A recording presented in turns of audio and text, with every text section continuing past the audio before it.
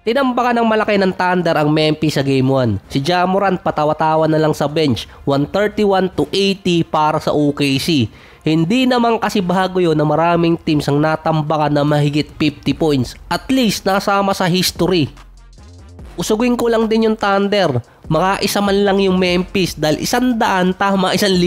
Kahit yung actual na stats ng mga player sa starting lineup ng OKC, hindi sila umabot ng 30 minutes. Bahagya pa ngang umabot ng 25 minutes yung iba doon.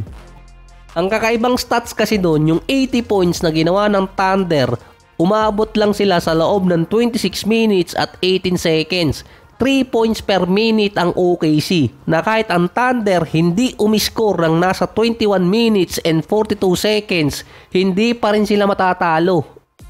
Ang score nung third quarter, 9 minutes and 42 seconds ay 80-36. Lamang na ng malaki noon ng OKC. Yung score pa ng Memphis noon until third quarter, score lang yun ng OKC nung second quarter.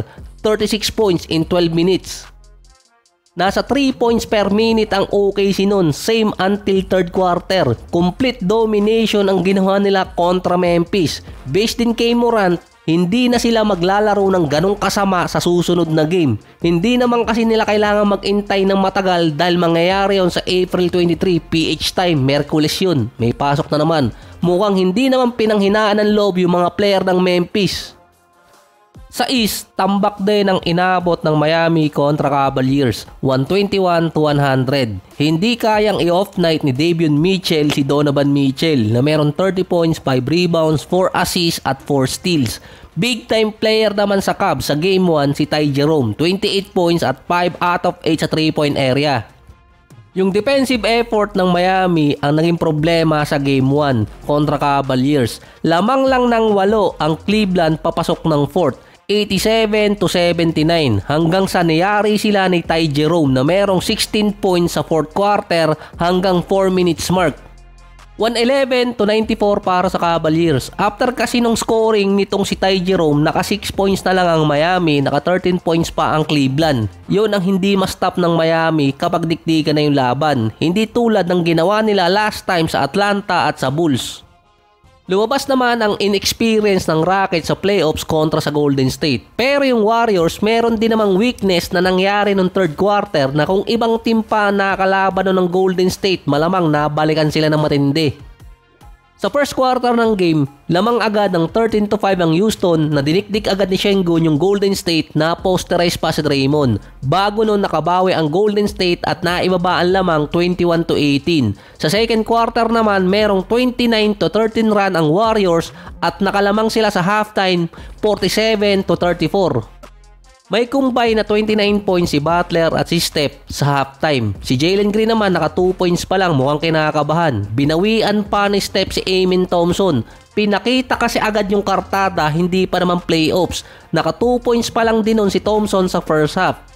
Si Steph naka 16 points at hinahanap niya pa para tirahan lang si Thompson ng 3-point shot. So kung walang masyadong experience yung mga player ng Houston, lalo na yung mga bata sa playoffs, ito naman yung malaking problema ng Golden State. Dahil nung umabot na ng 23 points ang lamang ng Warriors nung mid-third quarter, doon nahimasmasa ng Rockets at hinabol nila yung lamang. 69-60 papasok ng fourth. 9 points na lang yung lamang doon ng Golden State. Kahit baguhan pa yung Rockets, pwede kasi silang mag-adjust. Pero yung Golden State, mahirap tanggalin yung bad habit nila, lalo na sa ibang player na kapag malaki yung lamang, nagiging kampante na, kaya nga dati sila nakaka-comeback nung wala pa si Butler. Kaya imbes na easy win yung mangyari sana sa Warriors, na ibaba pa ng Rockets yung lamang 76-73, 6 minutes mark ng fourth quarter. Kaya mamimili ka na lang doon ka sa merong bad habit or doon sa walang experience. May inexperience talaga sa playoffs pa yung Rockets kasi kung malamang na ibang team yung nakalaban doon ng Golden State, Butler at Steph lang yung kukuha ng puntos doon, alam na nila yung babantayan. Nanalo doon ng Golden State sa Game 1 95-85, 25 points para kay Butler, 31 points para kay Steph. Nalimit naman sa 7 points si Jalen Green, 8 points naman si Amen Thompson na puring-puri ng mga analyst na sasabak dito sa Game 1 kontra Golden State. So far, Minnesota at Warriors pa lang ang nakanakaw ng home court advantage sa kanilang mga series.